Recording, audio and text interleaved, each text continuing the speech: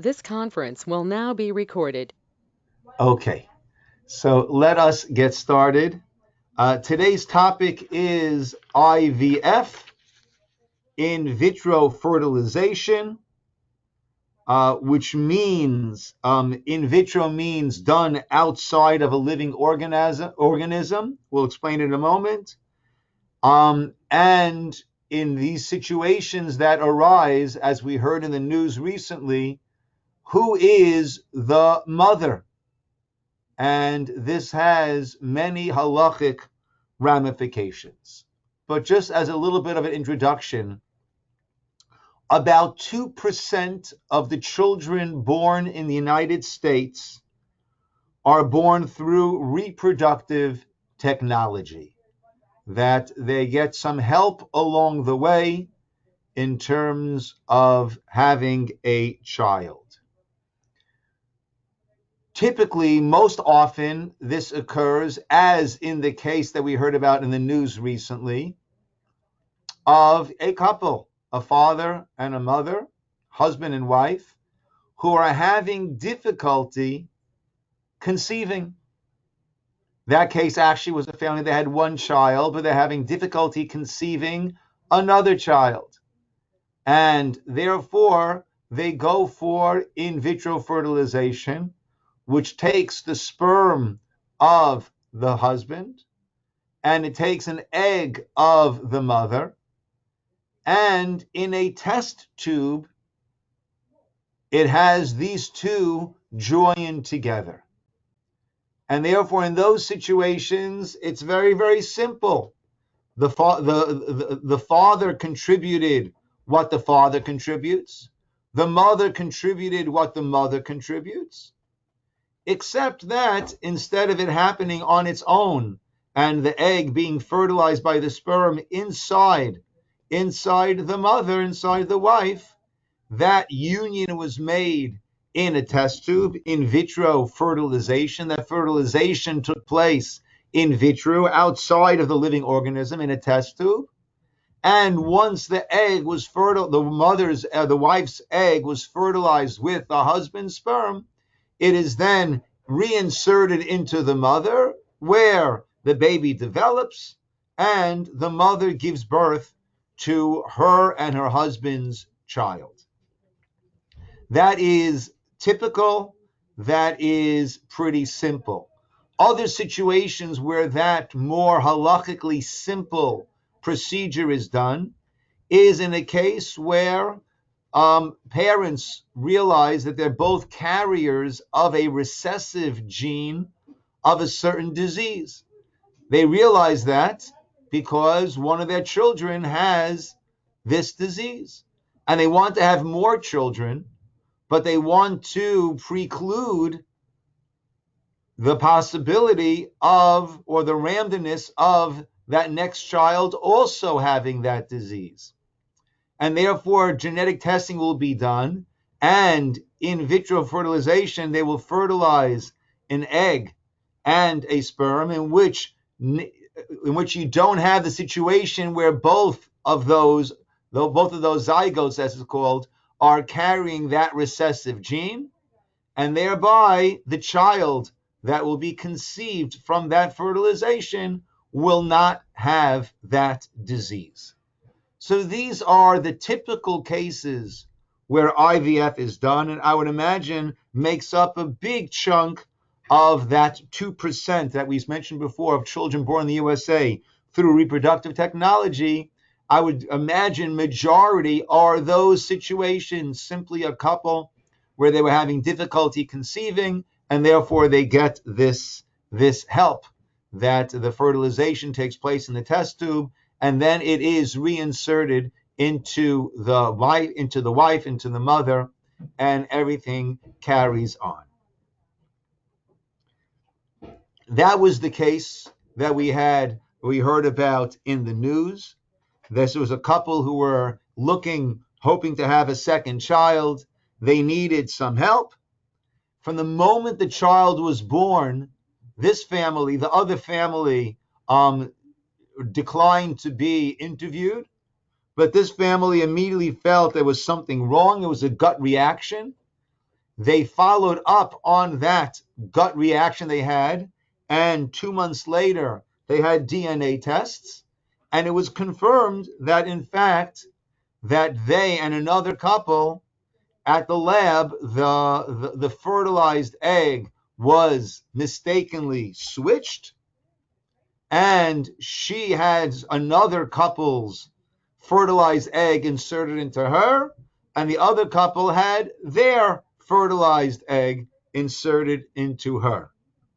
And they are suing for misconduct, for malpractice, and for negligence. And at the end, we'll touch upon how, when things are done in a halachic manner, how we are concerned about that, even though it's a very, very small chance of it happening. We are concerned about that, and we do take steps in order to protect against that. But once again, in these situations where both it's the husband's sperm and the wife's egg, so there we have very, very few halachic questions that do come up. Very, very few. There are questions sometimes in regard to Brit, the bris milah, if it's a boy having it on Shabbos, but the general consensus ruling is, in those situations, life goes on and there are no real issues that come up. The issues do come up in a situation where the wife, for whatever reason, is unable to carry a baby, where the eggs are viable, but she is unable to carry the baby, in which case it'll be the husband's contribution, the husband's sperm, the wife's egg, but it will be placed into the body of another woman, who we refer to as the surrogate or the birth mother, and that mother, that person, will carry the baby until term, and upon birth returns the baby to the mother and father. That is one situation where the wife has viable eggs but is unable to carry the baby. Another situation might be where the wife, having undergone perhaps some chemotherapy, whatever it might have been at an earlier stage in her life, that she does not have viable eggs, but she can carry the baby. In those situations, there will be the use of a donor egg. Someone will donate, a woman will donate her egg. That egg will be fertilized with the husband's sperm and then placed into the body of the wife, and she will then carry the baby, which is her husband's sperm, but another woman's egg, and she will carry that until term. And in both of these situations, we have two, or actually four possibilities, but let's just go simply with two possibilities. It could be both, it could be neither, but the simple way of looking at it is, how do we view that? Do we view the egg donor, the genetic mother, as the actual mother? Or do we view the birth mother, the surrogate, as the actual mother? This is where a number of halachic questions then come up. Okay, in terms of honoring parents, it comes up. Even more fundamentally, it comes up if one of them is not Jewish. If one of them is not Jewish, and we'll discuss later that in certain ways there might be advantages to one of them not being Jewish. But if one of them is not Jewish, then what is the Jewish status of this child? Does this child need to undergo conversion, or is this child considered to be born Jewish? It also would affect inheritance in terms of who does this child, according to Torah law, right, putting aside any wills, according to Torah law, who will this child inherit? Right? If one of the women is the daughter of a Kohen or a Levi, so then is there the Pidyon Haben? Is there the redemption of the firstborn child? So this is a very, very important question to be examined and to reach a conclusion, because this is something that comes up fairly often and has very, very serious halachic ramifications. With that introduction, I'm sorry? Rabbi, what about Yes.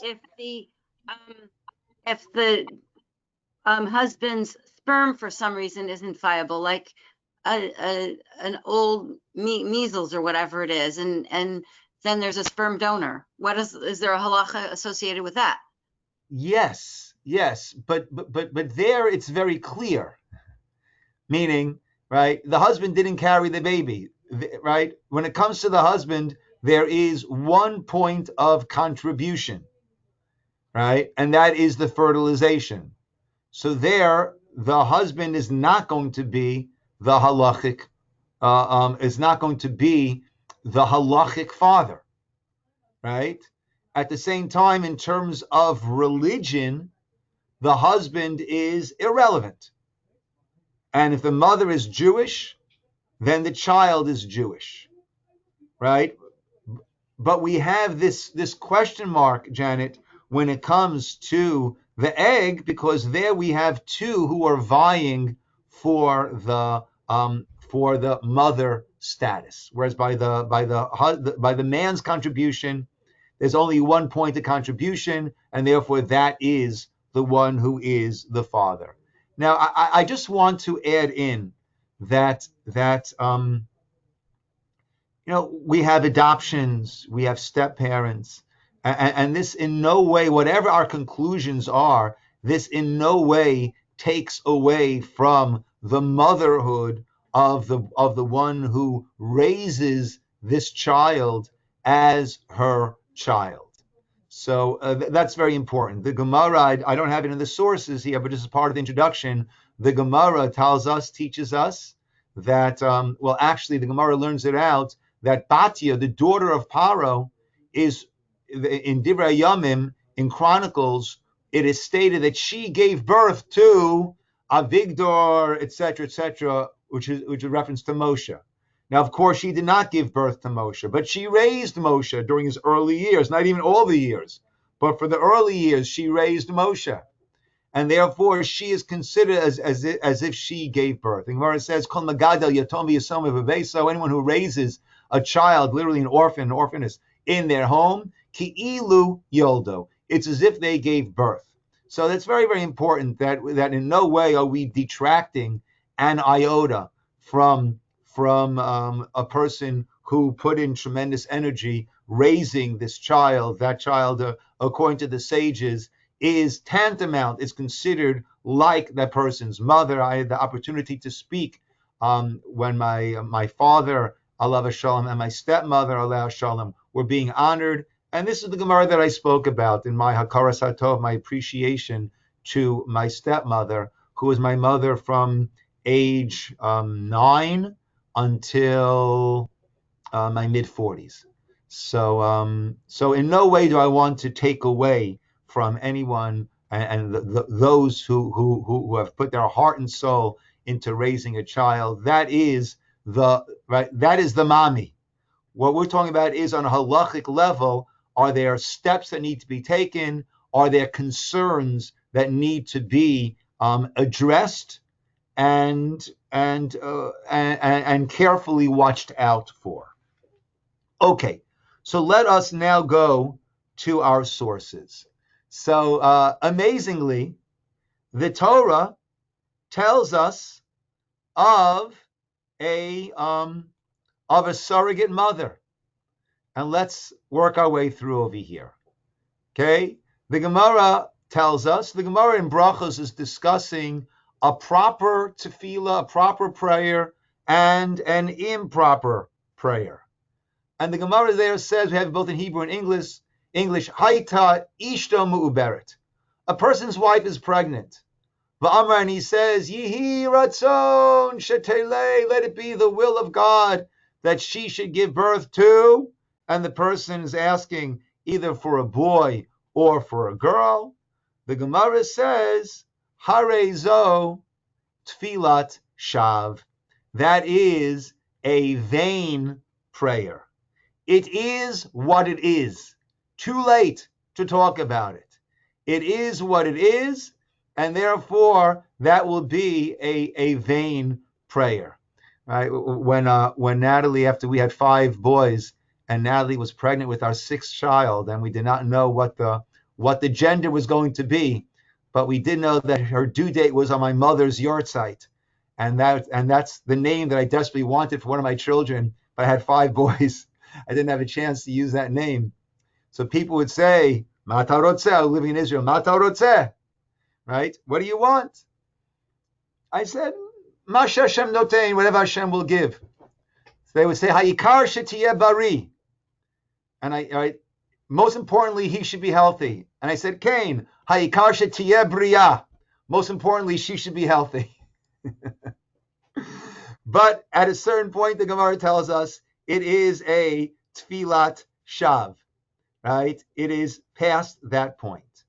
The Gemara then pursues this and asks, V'lo mahani rachame? Are you saying that rachame, asking God for compassion, prayer is not effective? Meitiv Rav Yosef. Rav Yosef brings what seems to be a contradiction, a disproof.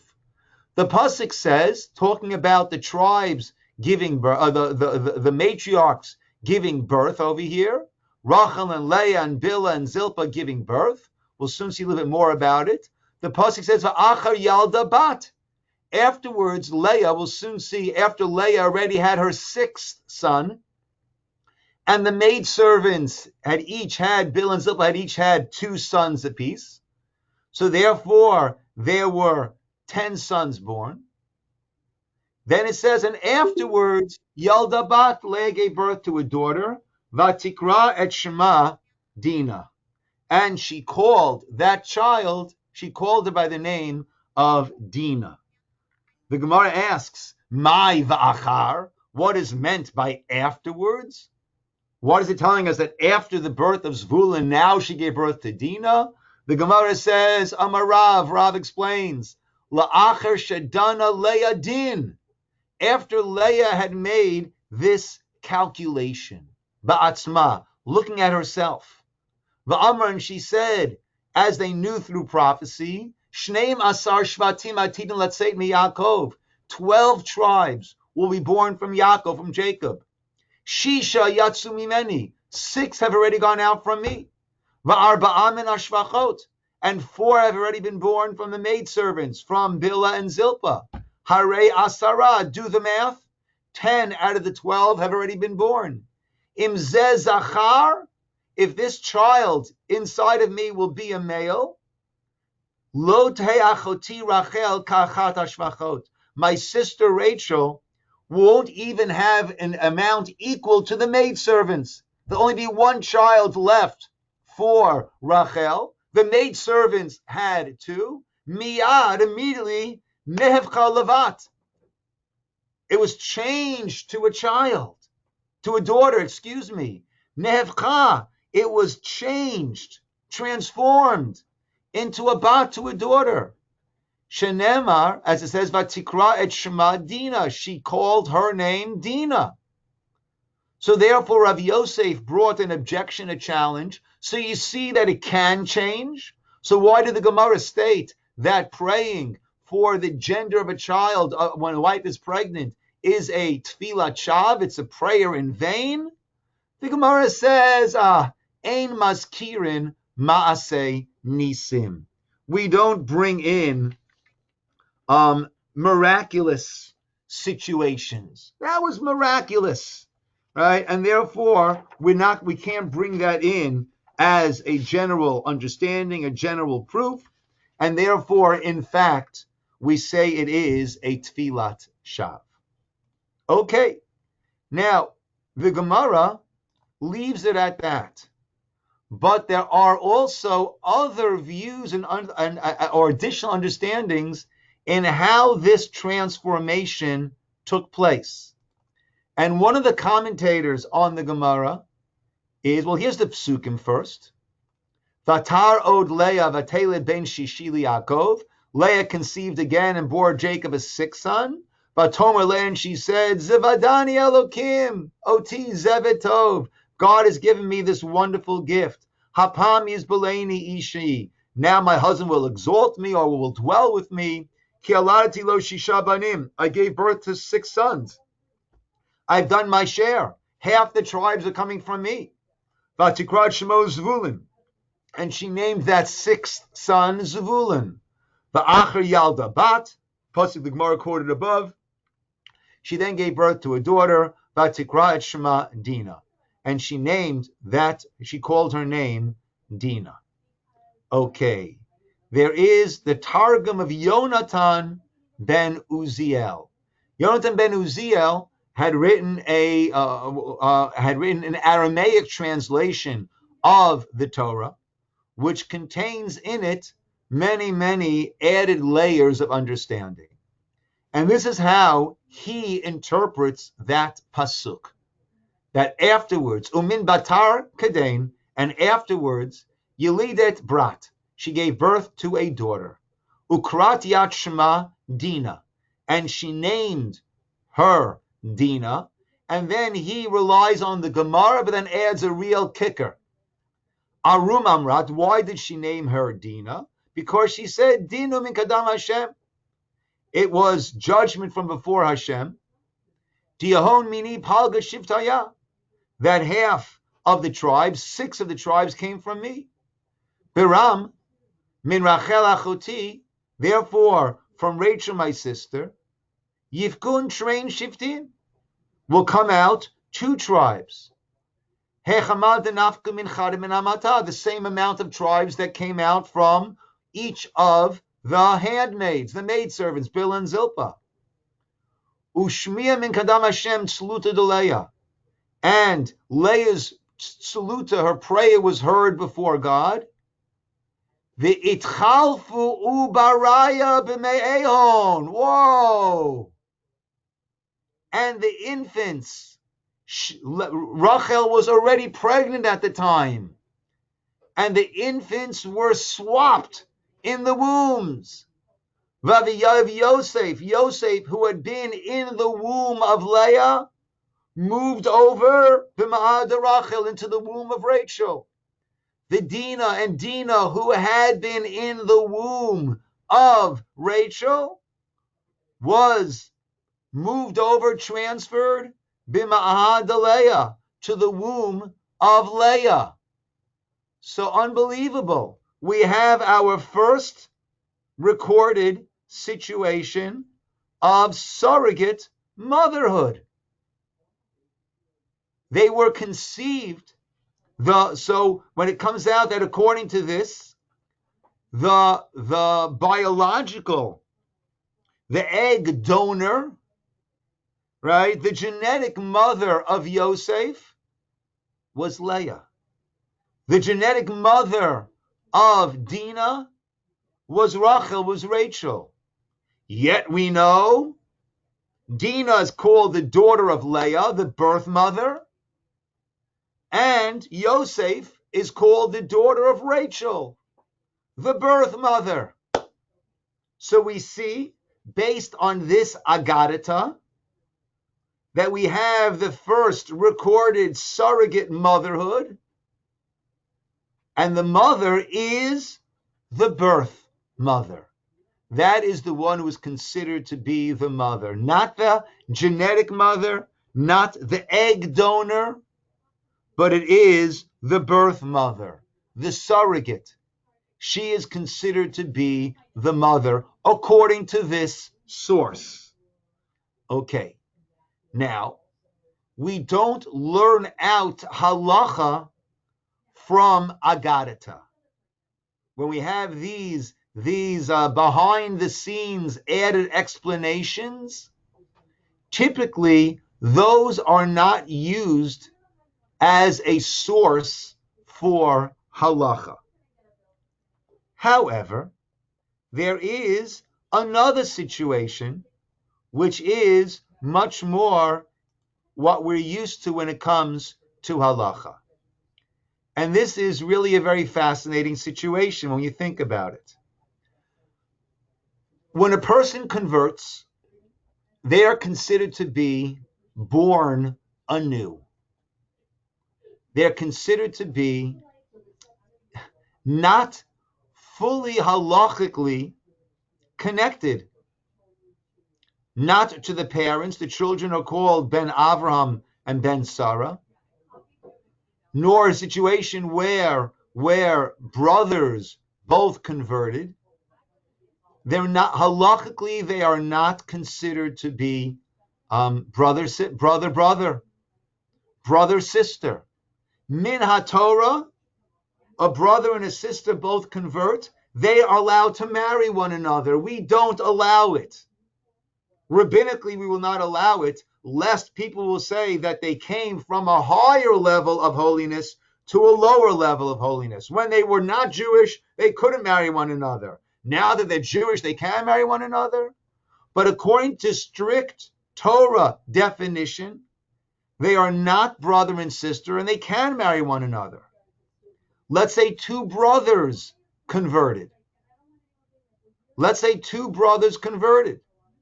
So, if one of them divorces his wife, min HaTorah, the other one can marry his wife, because it's not his brother's wife.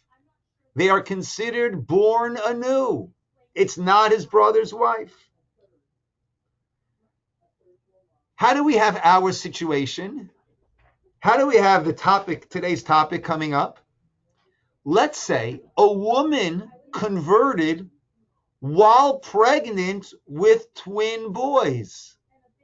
Oh, so now this Jewish mother is considered to be the birth mother, but she's not considered to be the egg donor, the genetic mother, because with conversion, this child was renewed, is no longer connected to their genetics.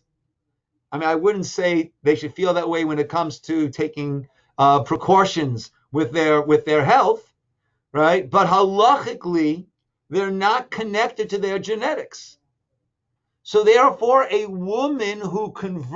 pregnant woman who converts and gives birth to twin boys, so that's considered to be, from a halachic point of view, that the birth mother is not the genetic mother, or is not the egg donor, we'll call it. And therefore, this will be a perfect example. If we're viewing these two as full-fledged brothers, so then what determines the child's status? The birth mother. When the mother gave birth, she was Jewish. When the mother gave birth, she was fully Jewish. Therefore, these two are full brothers. Let's take a look at this Gemara now. Sorry, there we go. Haita, the Gemara in Yevamot. Haita horatan shelo b'kedusha. If they were conceived not in sanctity, prior, not as Jews. She became pregnant before she converted. V'leidatan b'kedusha. But the birth was while she was Jewish. Now we have these two brothers, born from a Jewish mother, conceived by a non-Jewish mother. Do they have Jewish status or non-Jewish status? Lo choltzin v'lo miyavmin. This is a side din. If one of them were to die without children, then normally two brothers, one brother dies, paternal brothers is the key word here. Paternal brothers, one of them dies without any children. So then the remaining brother does either yibum or does chalitza, either marries her or severs the connection. But that's only if they are paternal brothers. No matter how you slice it, they are not considered to be paternal brothers because the father was non-Jewish. So when it comes to the laws of Yibum, they're not considered to be paternal brothers. So therefore, when it comes to Yibum, nothing to talk about. They're not going to be having the laws of Yibum. Aval chayavim mishum eshet ach. But the wives of either one is prohibited to the other one because it is the brother's wife. If it's the brother's wife, it means they're considered to be halachic brothers, which means that we are following the birth. That is what is going to determine who the mother is. The mother was not Jewish at conception. The mother was Jewish at birth. Therefore, it would follow that we go with the birth mother. That is who the halachic mother is. Another point that is made that I don't have here in the notes in your source sheet, but an interesting parallel that is drawn. There's a halacha of orla. Orla is the first 3 years of a tree. Any fruit that grows from that tree, we're not allowed to eat. That's the law in Israel. That's also the law here outside of Israel, if we know for sure that it is orla. If it's vadai, absolutely orla. If there's a suffix, an unsurety, then in Israel, if it grew in Israel, it is prohibited. Outside of Israel, it's allowed. And the Gemara discusses if you take a branch of a 2-year-old tree and graft it onto a 6-year-old tree. So it's like the 2-year-old tree is the donor, but the surrogate is that 6-year-old tree that is well past the point of orla. And then it's nourished, it is developed from the older tree. And the laws of orla do not apply to it. So there are those then that say we follow the source of nourishment as opposed to the point of origin. And therefore there are those that say the same thing would be true when a baby is transferred. We follow the source of nourishment and not the point of origin. But of course, we can say, yes, that's how it works by orla, but we can disassociate these two and say, who's to say that that's also how it will apply when it comes to a surrogate? But these two sources, the Agadata from Targum Yonatan ben Uziel about Dinah being moved to Leah's uterus and Yosef being moved to Rachel's uterus, and the uterus is the mother, and therefore Rachel is the mother of Yosef, and Leah is the mother of Dinah. And this Gemara over here that says the woman converted while she was pregnant, her 2 sons who were born as Jews but were not conceived as Jews have that prohibition of Eshet Ach. So that would indicate that we follow the birth. The birth mother, the surrogate, that is the one who's considered to be the mother. However, as you could have well assumed, there are other sources and other ways of looking at this.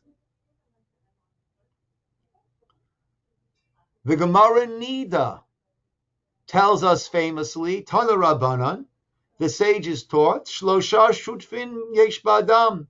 There are three partners in the creation of every person. HaKadosh Baruch Hu, the Holy One, blessed is He, Va'aviv, and the father, V'imo, and the mother. Aviv Mazriya Halov, and Imo Mazrat Odem. The father gives his contribution, that is the white seed. The mother has red seed, or the egg. V'Kodesh Baruch Hu, and Hashem, Noten Bo, He infuses ruach, uneshama, a spirit, a soul, klester, panim, the glow of one's face, re'iyat ha'ayin, the ability to see, shmiat ha'ozen, the ability to hear, dibor peh, the ability to speak, hiluch raglayim, the ability to walk, ubina v'haskel, understanding and wisdom. So the Gemara here is discussing the mother's contributions.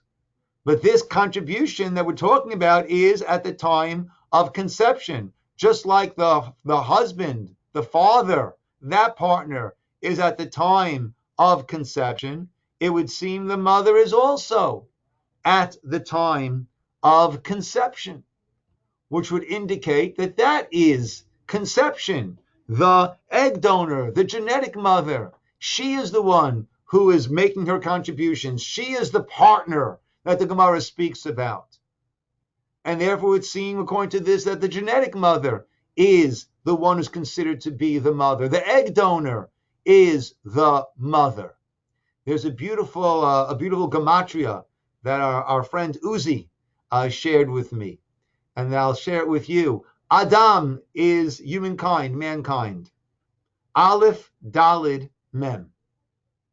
Contained in the word Adam is the dam, the blood, and the blood meaning the physicality.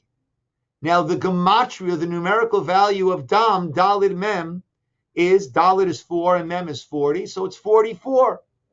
Interesting. Av, father, is written Aleph, Bet. Aleph, gematria of 1, Bet, gematria of 2, so father has a gematria of 3. There's an Av and there's an Aim. Aim is spelled Aleph Mem. Aleph Mem is 1 and 40. That's 41. So the Av and the Aim together, 3 plus 41, gives us the Dam, gives us the blood, gives us the physicality of the person. But a person is not just a physical being. And therefore, we're not called Dam, we're called Adam, because we have the Aleph as part of our name.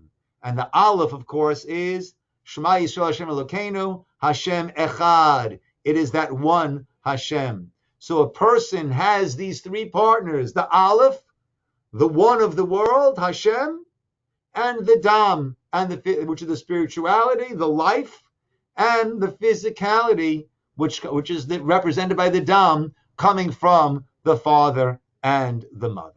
Okay, so that's one source that shows that, in fact, it would seem that it is the mother, the genetic mother, the egg donor, who is the real mother. Let's see another Gemara. Here, the Gemara in Sanhedrin, right? Rabbi Yehuda Nasi, one of the great, he was the one who codified and put together the Mishnayot as we have it today, taking all of the Torah Shebaal Peh that had been passed down from Mount Sinai and putting it together into what we today call the Talmud. And he was very close with Antoninus, who was one of the Roman Caesars, and they would study together and have many conversations. The Gemara that tells us, Antoninus said to Rebbe, Neshama, the soul, me'ematai nitna ba'adam. At what point is it placed into a person? Mishat pikida or mishat yitzira? Is it at the point of conception? Or is it at a later point? Mishat yitzira, the formation of the embryo, which we say is 40 days. The Gemara says 40 days after conception, And actually, modern science, medicine says, I think we say after the first 6 weeks is when the gender now is differentiated. So at what point is it? And the Gemara says, Amar Rebbe says, Davaz elam deni Antoninus. Antoninus gave me the answer, Umikra Misayo. And there is a verse, a pasuk, that supports him. Shenemar ufekudatcha shamra ruchi. Your pekudatcha, your providence, that has preserved, has kept ruchi, my spirit, my soul, which means it's from the time of pekida, that's conception, that the soul is preserved, that the soul enters a person. So according to this source, in addition to the source we had above, it would seem that it is the point, that it is the conception. It is the egg donor. It is the genetic mother who is considered to be this mother. So what do we do? How do we act? What do we follow? And what steps do we take? Okay. Now, when we have this unsurety, and the unsurety, the conflicting sources in the Talmud, works its way down to modern day poskim, modern day halachic deciders,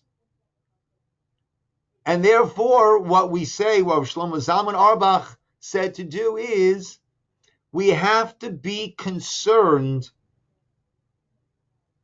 that each of them is the mother. And therefore, what we need to do is to cover all of our bases. We follow the halachic stringencies of both women being the mothers. Okay. So, IVF does not involve any acts of intimacy, right? The union takes place in a test tube. Nevertheless, ideally, the surrogate should not be a woman with whom the father would be a Torah prohibition for him to be with her. It shouldn't be the wife's sister, because it would be incest for the father to be with his wife's sister. Therefore, even though there is no act of intimacy going on, but there is this union between his sperm and her egg, and therefore we would be careful that the surrogate would not be a woman for whom relations with the father would be considered incest. Ideally also, we would say that she should best be unmarried, because we don't want the husband having relations, this union, with a married woman. Again, there is no act of intimacy, but we prefer that this union not be between his sperm and the egg of a married woman. Now, other issues. Some say better that the surrogate be Jewish. That way there's no question whatsoever in regard to the Jewish status of the child. Whether it's the surrogate mother, who's the mother, or whether it is the egg donor, the genetic mother, who's the mother, both are Jewish. So there are no questions involved whatsoever. However, some say it's better to use a non-Jewish surrogate. Why is that? Because if it's a non-Jewish surrogate, we know who all of the halachic relatives are. We don't want to have a situation where children later on will be marrying one another. They won't know, but actually they are halachic siblings, or who knows, uncle, aunt, who knows what it could be over there. So therefore, there are those that say it's better to use non-Jewish. So the advantage of using Jewish is both mothers are Jewish. You will not need to do a conversion just in case of the child, of the infant. Others say better that the surrogate not be Jewish. And that way you don't have concerns of siblings or other relatives, relations who are not allowed to marry one another. Unbeknownst to them, they'll be going and getting married. In practice, what we do is as follows. Babies that are born from procedures involving either non-Jewish surrogates or egg donors will normally undergo conversion in early infancy. And that whenever that's done, that's pending until they become bar or bat mitzvah. Once they are b'nei mitzvah and they do one mitzvah, that locks in that original pending conversion. And that way, according to all opinions, this child is irrefutably Jewish. Now, the way things work today, the surrogates cannot be anonymous. There is very, very meticulous record keeping that is done. And therefore, in order to know, assuming that the surrogate is Jewish, in which case we will not need to do any conversion, so we need to know for sure who this person is and have records of that to ensure that marriages that take place, that we won't have a marriage between this child and one of her other children or one of her other surrogates. Who knows? Who knows, what she does. So therefore, it's very, very important that we have records of all of that. How about the situation that we had where things got mixed up? So that is a very, very serious concern, right? They had the gut reaction and they caught it, but you don't always catch it. I would say in the world today where 23andMe genetic testing has become very, very inexpensive and very common, right? It probably will be found out at a certain point, but that is a serious concern that we have. So there is an organization called PUA, named as such because one of the Jewish midwives in Egypt, they were named Shifra and Pua. According to Rashi, the sages, that was actually Miriam and Yocheved. But Pua was one of the Egyptian midwives. So an organization which helps Jewish couples with halachic help, guidance, when it comes to fertility issues, took on the name Pua. And they pioneered the concept of halachic supervision at the very beginning of IVF. And they have mashgichim or mashgichot. They have people that whenever the material is being handled, there are people there who are overseeing that, an additional pair of eyes, to make sure that no inadvertent mistakes are being made. Actually, they do that at no extra cost for the couples because it's already a very heavy financial burden to go for these different fertility and IVF treatments. When we were still living back in Muncie, so a couple that Natalie and I are very close to, one of my students from yeshiva got married. I was, very close. They came to speak to us. They didn't have any children. They had tried IVF a number of times, and it was unsuccessful.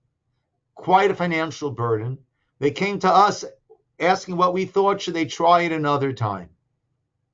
So our basic response was, if you're coming to ask us, it means you want to do it. And if you don't do it, then you'll forever be asking yourselves, maybe if you would have done it one more time, we would have had children. So we recommended that they go ahead and do it, and I directed him towards a doctor who was the brother of one of my congregants there, who is a tzaddik. He's a top specialist, and he's a tzaddik. And he called my student called me afterwards and said, after that first appointment, and he said, Rabbi, it was amazing. We sat there in his office and we discussed everything, and then he said, please close the door. And he said to us as follows: I'm a religious Jew, you're religious Jews. We're going to do whatever we can to help you guys have a baby. But ultimately, it's in God's hands. So let's the three of us say Tehillim together now, that Hashem should send a bracha, a blessing, and this will lead to your having a child. It led to them having a child, and then naturally they were able to conceive children afterwards, which is something that is not so rare. But it's a tremendous expense.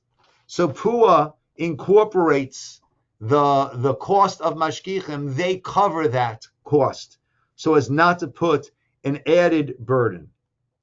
As of today, Pua has about 150 supervisors worldwide, and in almost 100 centers throughout U.S., North America, and also, I imagine, in Israel. So this mix-up is a concern.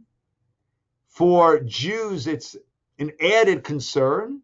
Besides the emotional toll, you also have the halachic aspect. The organization is concerned about that and does its best to deal with that. And as we said before, the way that we approach it is we have to take on the stringencies of both being the mother, and we act accordingly in terms of who they can marry, in terms of their Jewish status.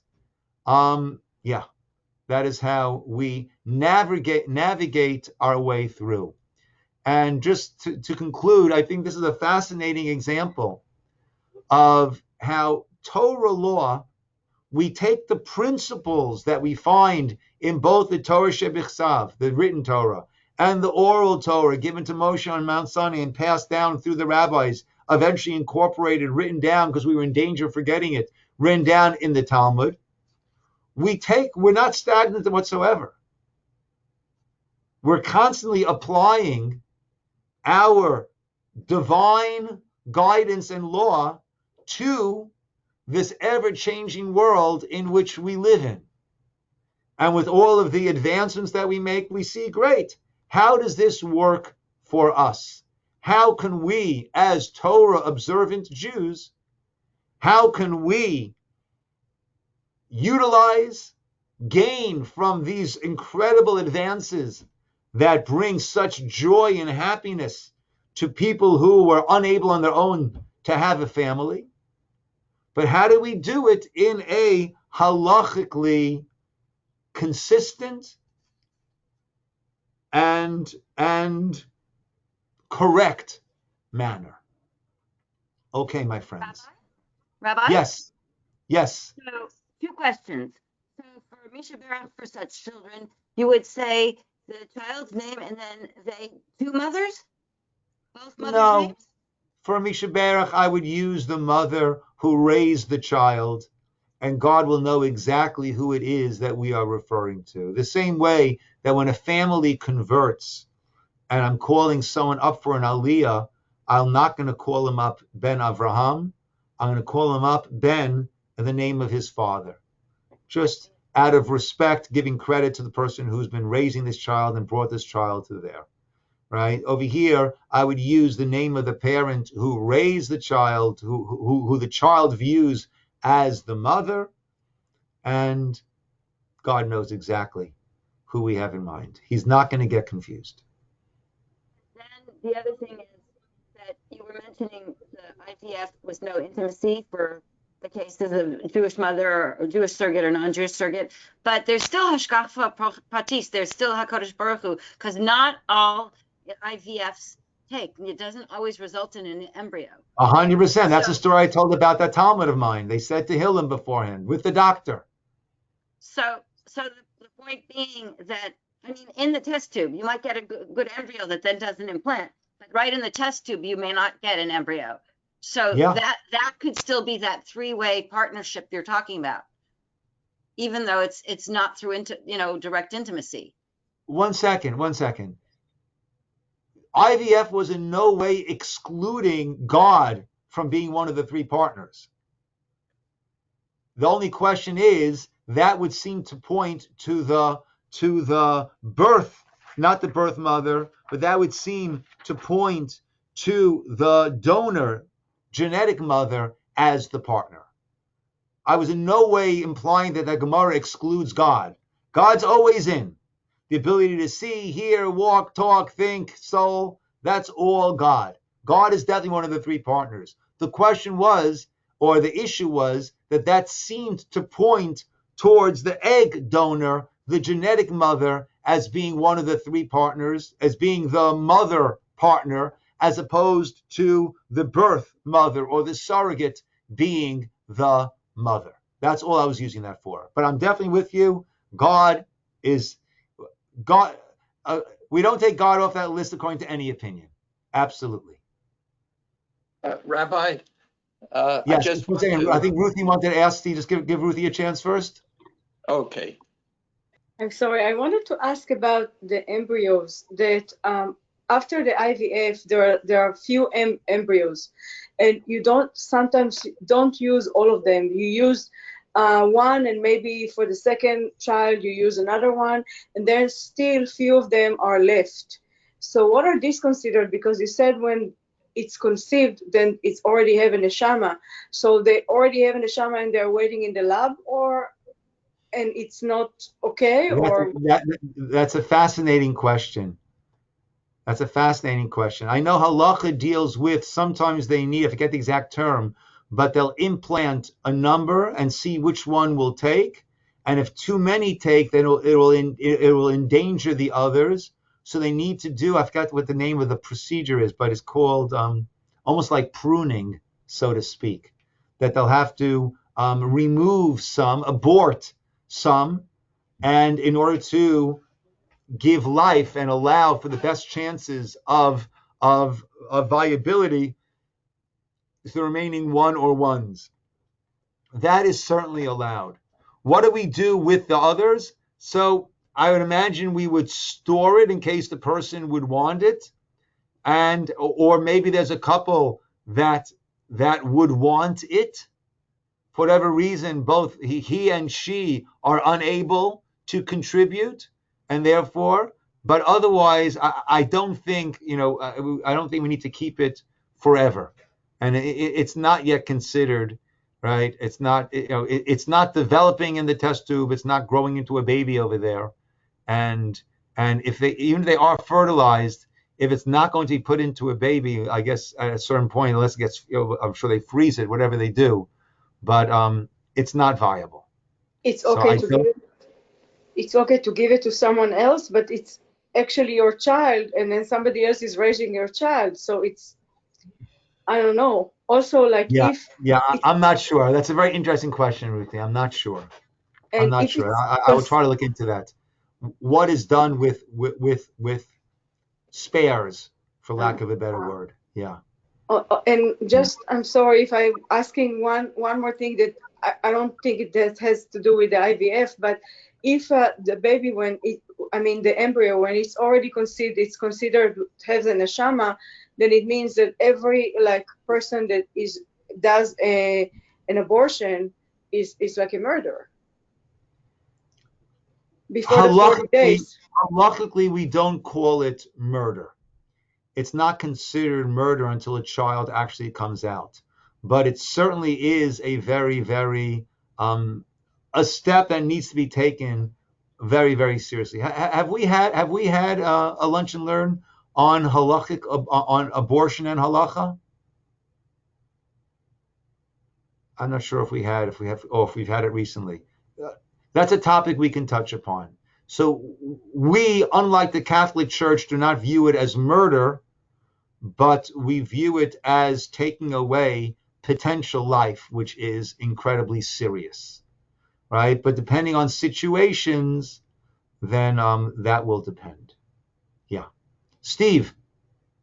I didn't really have a question. I just wanted to give you a big yasher koach, because this is a topic that I don't think I've ever heard anybody talk about in any kind of public forum. And it's something that is prevalent in our society and something that we need to know about. So I thank you, Steve. If I get put into chayim, I know you're standing with me. Okay, everybody. Next week, I think a nice topic will be kosher pork, and they've come out with the what's it called, the amazing burger, the amazing pork, and kosher status of that, and some of the hashkafic issues that underlie that. Okay, I think that'll be next week's topic. I'll start to work on it now, and let me wish everybody a good rest of the week, a Shabbat Shalom, a good Shabbos, and look forward to seeing you all soon. And also, I wanted to point out, if there are people who would like to start coming back in person, if we have 4 or 5 people who want to do it in person, then I will revert back to in person and still stream for those who can't make it. But we can actually we can bring back the lunch part in addition to the learn. It's been a learn and lunch for a long time. Okay, Steve is in. All right. Roger part. Also, although nothing should trump Torah, people might be remember next week is that other celebration, Thanksgiving. We'll still do class. Oh, yes, you're correct. So we'll reconvene in 2 weeks. Usually on Thursday of Thanksgiving, people are sort of busy. So yes, we will reconvene in 2 weeks' time. Thank you for pointing that out. Okay, everybody. A good day, everybody. A good rest of the week and a Shabbat Shalom. Shabbat Shalom. Beth to everybody. Rosa, please send my best to Alex. And Ruthie, I just saw Ofer. Okay. Shabbat Shalom, everybody.